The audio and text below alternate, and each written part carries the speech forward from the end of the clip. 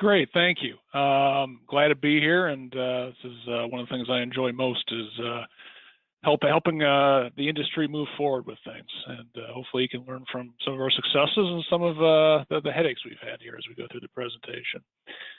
A little bit about us. DT Biomass is a full scope developer, and we own or operate 19 landfill gas projects across the country, including 5 of them that are high-Btu. And one of the original high-Btu plant is Fresh Kills, which is owned by the Department of Sanitation in New York City, but we operate that for them. And that's been going on since the early 80s. So this is getting a lot of attention lately, but it's been something that's been around for quite a while. We also have operated 2 plants for over 15 years, the West Side plant in Three Rivers, Michigan, and the Pinnacle plant just outside Dayton, Ohio. And our 2 newest additions, one that we purchased earlier this year is the Fort Bend Regional Landfill just south of Houston. And then we are constructing one at the Seabreeze Landfill, just south of Houston, which will be in operation in first quarter 2018. So we're pretty excited about that new one coming on. So we're talking a little about the value drivers of the market today, choosing the right technology. And by the way, there is no one right technology, and we'll get into that later. How to get the gas into a vehicle, which is a big part of the puzzle that you got to figure out, and then some of the problems to avoid. So I see that we have over 100 people on the line right now, and I go, why would people want to take their lunch break or take time out of their day to learn about making high-Btu gas? Well, there's a good reason, and that good reason is the renewable attributes to this gas. When you add them up, it can come to close to $40 an MMBtu. And that is on the spot market today, the market that goes up and down every day. Now, there's no guarantee of that, and that could be much lower tomorrow or it could be higher tomorrow. But it's steadily increased in the past few years, and it's got a lot of attention and allowed some of these projects to move forward with making renewable natural gas. And there's 3 main components in that. There's the renewable identification number, which is part of the EPA program. There's the normal natural gas price, which is about $3 an MMBtu right now. And then if you can use it in a vehicle in California, there's a low carbon standards out there that are probably worth roughly right now what the natural gas pricing is. So yeah, those all up, it can be a significant amount of money per MMBtu. And so you think everybody should be jumping into this, right? Well, sort of, and we'll get into that later because it's really hard to do. Frank went into the wellfield piece, and that is one of the most, probably the most important part of this. But there's, also the plant piece of it, which is very capital intensive, and it can have operating problems with it as well. So that's why, while it's growing, it's not like there's hundreds of these going online right now. How to get a value stream for this. And so this is important because in some ways it'll also select what kind of plant you can do, what size plant, other things, because it all affects the economics. The historic approach, if you know, go back way back when, was to simply make gas, natural gas, and sell it into a pipeline and get natural gas pricing. And that could work back in the day when natural gas prices were a lot higher, but if natural gas prices are at $3 an MMBtu, it doesn't work quite as well. And so there's been a shift to other forms of offtakes. One is a long-term offtake, and so you can actually contract long-term, out several years with a customer, and they are willing to pay a premium for this natural gas because of its renewable attributes to it. And you get some certainty about how much money you're going to get paid. Now, with that certainty is typically a discount against the spot pricing. So it'd be unlikely that you are going to get those really high values that we saw before, but you're also shielded from, a sudden drop off if that happens. And, the natural question is, what do you think is going to happen? And, everybody's got their views out there. So everybody's taking different strategies with that. You can also do it-yourself rents. And for do-it-yourself RINs, you don't actually go into a pipeline. If you have a big fleet of vehicles, a whole bunch of buses running on compressed natural gas, you can actually, and you're near a landfill with that fleet of vehicles, you can directly fill up those vehicles and generate RINs. And that is great because you don't have to go through a pipeline. Typically, the gas quality spec for getting into the vehicle is looser than the pipeline.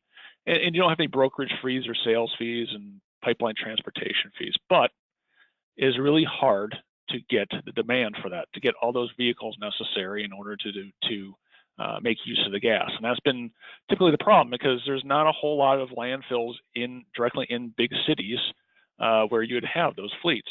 And so the final way is to deliver gas into a vehicle via pipeline and just deliver it via pipeline to a CNG filling station where it's put into a vehicle, a highway vehicle. And there you could be getting what essentially is the spot price that's out there. And if it's in California, you'd also get the LCFS credit. So you potentially have a larger value stream with multiple value streams. You're not captive to the local market. So if you have a landfill in the smack dab in Iowa, middle of Iowa, with no cities around, you can ship that gas somewhere else.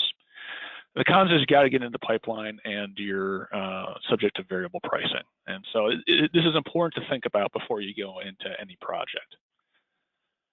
Next, we'll talk about the right technology, and I'll do the disclaimer here. I do not have a favorite technology, and I do not have favorite vendors, and neither should you. You should evaluate a whole bunch of things when selecting the technology. The data presented is what I've seen as typical. There are several companies that are always making improvements to the system. So if I say this technology has 95% methane recovery and you figured out a way to do 99%, forgive me, you are doing great things out there. And then every pipeline specification landfill is different, and you need to really think about the configuration of it and do your due diligence before you start on any project. It is extremely important. So this is the hard part, right? So you got to start with raw landfill gas, and you got to get to a pipeline quality spec. And you've got all these, not necessarily contaminants, but you've got all these constituents that you got to remove from the landfill gas in order to hit that pipeline spec. So you got to go from 45 to 60% methane to sometimes close to pure methane, depending on how tight the spec is. You got to remove the oxygen in some cases, depending on how much oxygen you have coming in. For carbon dioxide and nitrogen, typically they'll have an inert, no more than a certain percentage of inerts, carbon dioxide and nitrogen are you allowed. And that's important to look at because you may have a more lenient BTU per cubic foot, but if they say you can only have 2% inerts, you actually have a really hard spec to hit. It's really more like a 990 BTUs per cubic foot spec, which is really hard to hit. You can have hydrogen sulfide that you have to get down, typically less than 4 ppm.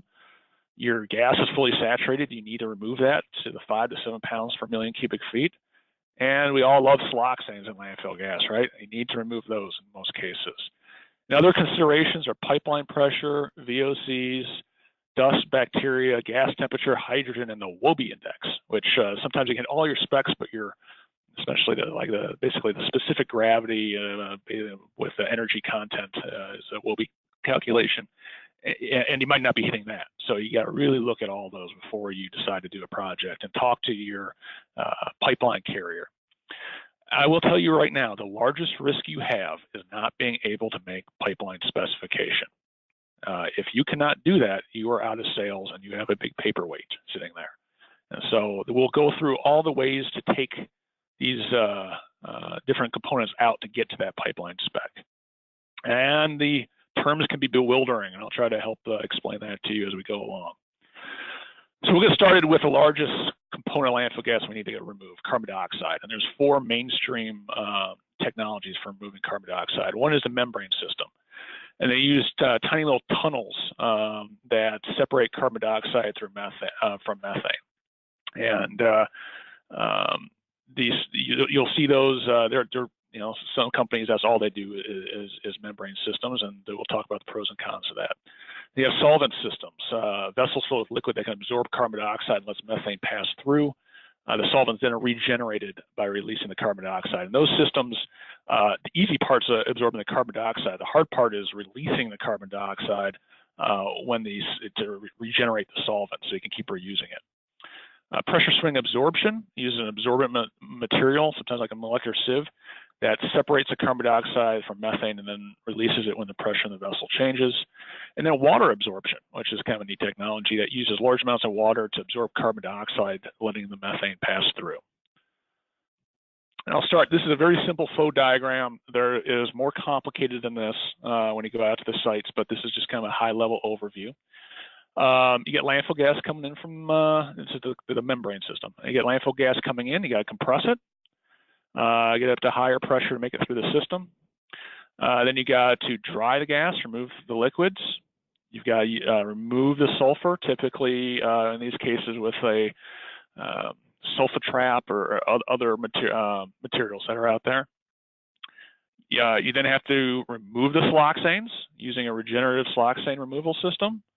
Siloxanes go off to the thermal oxidizer. You've got to remove all the other impurities, and typically activated carbon is used to do that, to remove some of the VOCs. And then finally, we have just this pristine gas that's free of any particles, because you don't want particles going into those tiny tubes where we can go into the membranes. And the membranes will remove the carbon dioxide and some of the oxygen. You get a real tight pipeline specification, like for oxygen, like 10 ppm.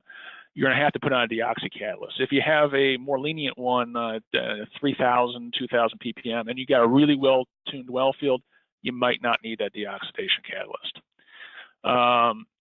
If you do have a deoxidation catalyst, it will actually generate water. So then you've got to then dehydrate it again. And then depending on your pipeline pressure, you may have to recompress it and get it into the pipeline. So that's how a membrane system works. And here's an example of what a membrane plant looks like. There's some outdoor components and indoor components. It's a nice, tight package. This is a membrane system too, but this is a local filling station. And they're doing the exact same thing here, except they're using activated carbon instead of for siloxane removal, instead of a regenerative system.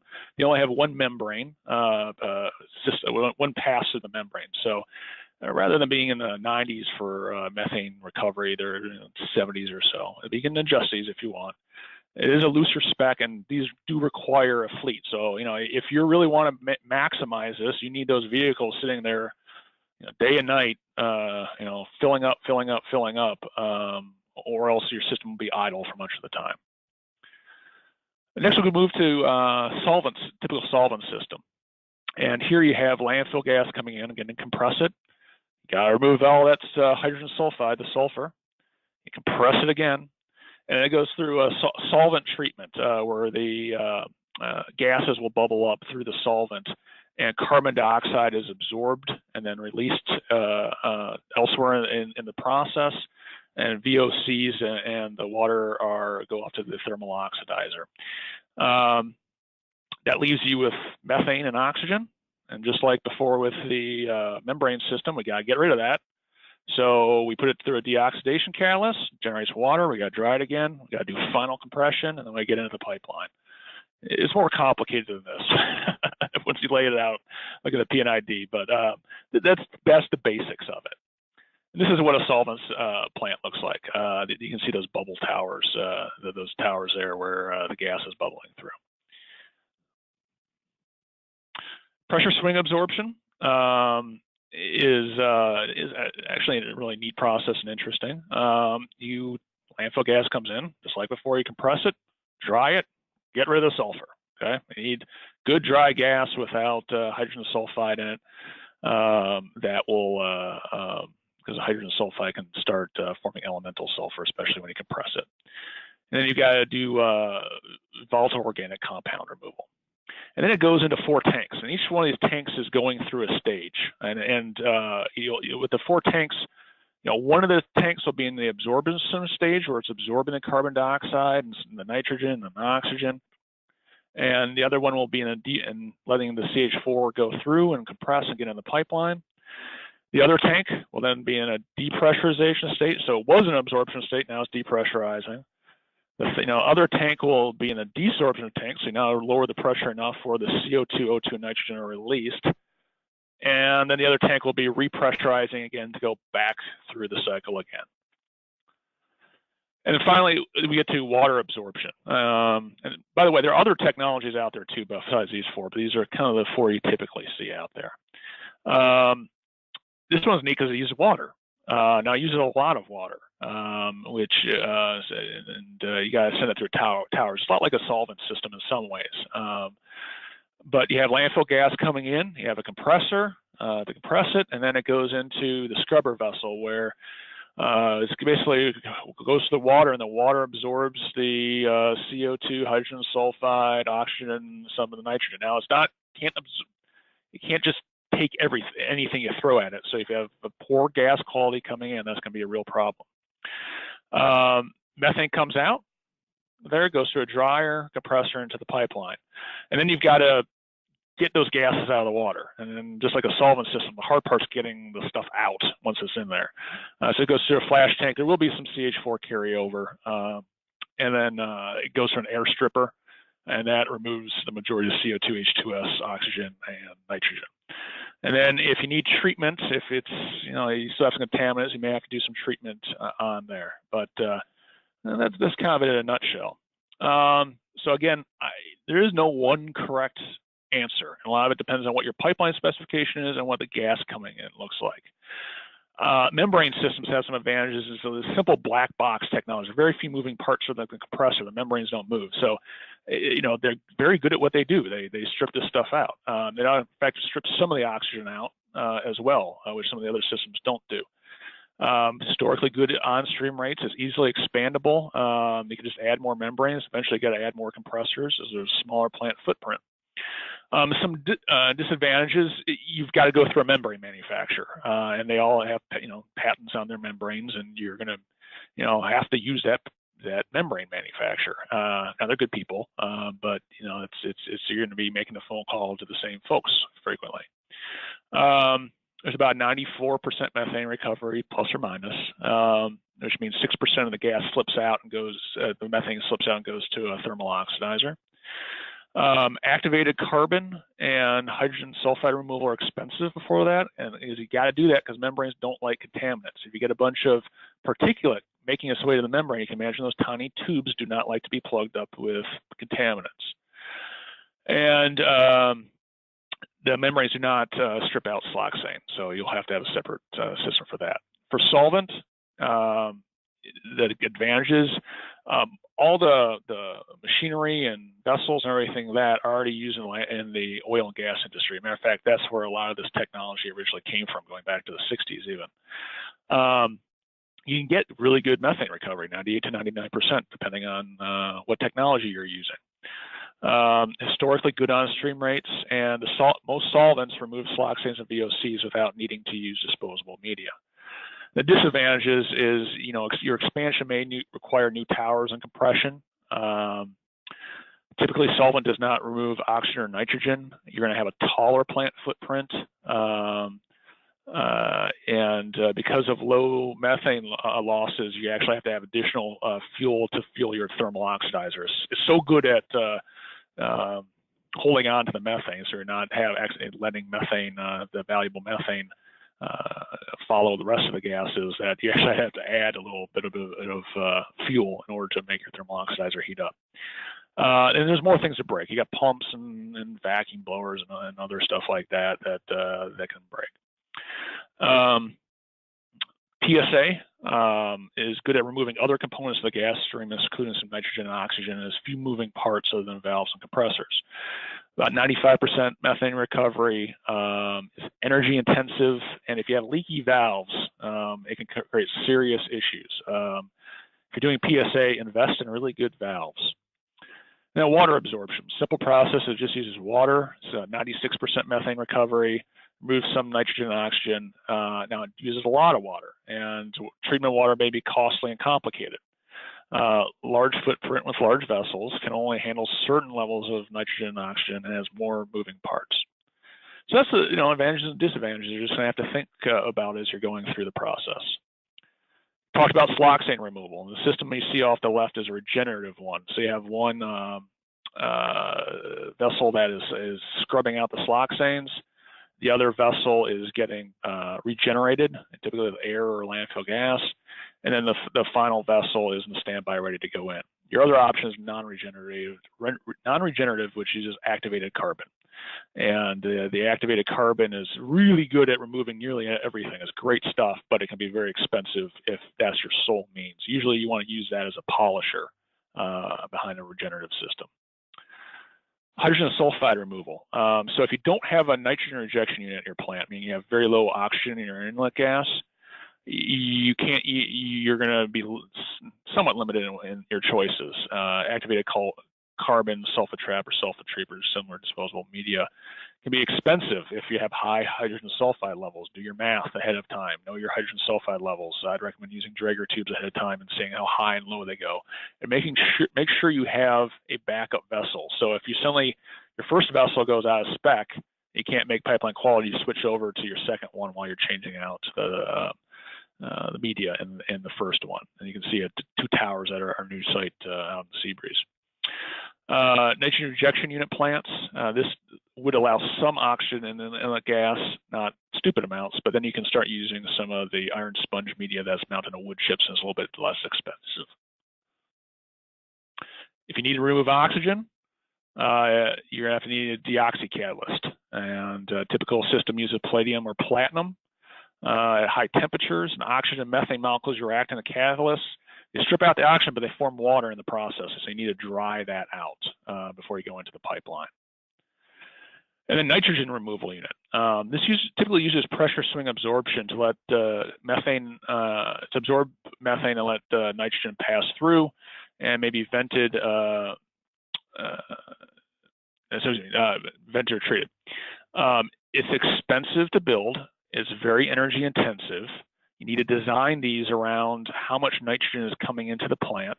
If you exceed that amount, your plant capacity rapidly starts to drop.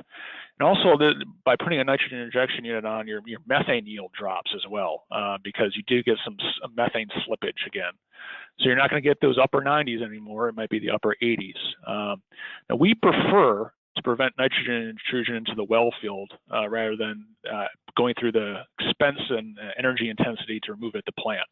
So we have a well field tuning philosophy that we put in more wells closer together and then don't pull as hard on every well in order to collect the same, or in some many cases more gas, and having farther spaced out wells that you're pulling on harder and pulling in nitrogen from the atmosphere.